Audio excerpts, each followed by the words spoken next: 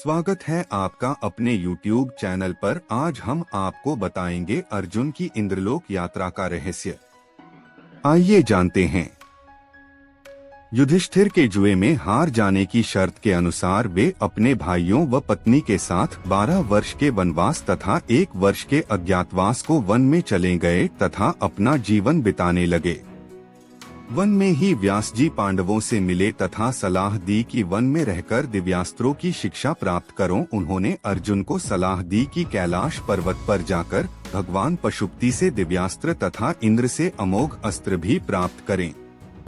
व्यास की सलाह से अर्जुन कैलाश जा पहुँचे और भगवान शंकर की आराधना करने लगे। 5 महीने के बाद भगवान शंकर ने उनकी तपस्या से प्रसन्न होकर उन्हें पाशुपत अस्त्र प्रदान किया और कहा, मनुष्यों पर इसका प्रयोग वर्जित है। इंद्र का अर्जुन को बुलावा। भगवान शंकर से पाशुपत अस्त्र पाकर अर्जुन आगे बढ़े, तभी रास्ते में अर्जुन को इंद्र के सारथी मातली रथ लेकर प्रतीक्षा करते दिखाई दिए। मातली ने अर्जुन को बताया कि इंद्र ने तुम्हें बुलाया है, कृपया चलें। वहां पहुंचते ही सभी देवताओं ने अर्जुन का स्वागत किया तथा अपने दिव्य अस्त्रों की शिक्षा दी। असुरों का संहार। इंद्र ने अर्जुन से असुरों का संहार करने को कहा।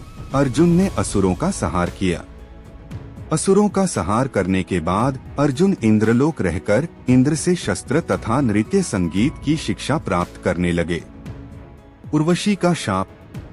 एक रात अर्जुन अपने भाइयों और द्रौपदी के बारे में सोच रहे थे कि स्वर्ग की अप्सरा उर्वशी उनके पास आकर बैठ गई।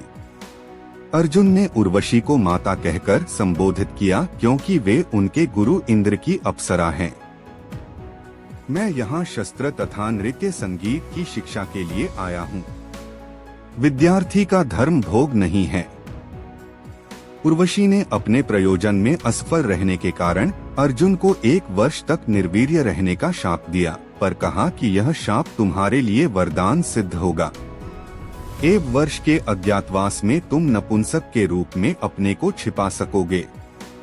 पांडवों के तीर्थ दर्शन। अनेक वर्षों तक अर्जुन का समाचार न मिलने पर पांडव चिंतित रहने लगे। तभी नारद ने आकर उन्हें बताया कि वे शीघ्र ही महर्षि लोमश के साथ आकर मुझसे मिलेंगे। तब तक आप देश भ्रमण तथा तीर्थ दर्शन कर लीजिए। कुछ दिनों बाद लोमश ऋषि ने आकर अर्जुन का समाचार सुनाया। लोमश ऋषि के साथ पांडव तीर्थों के दर्शन करने चल दिए।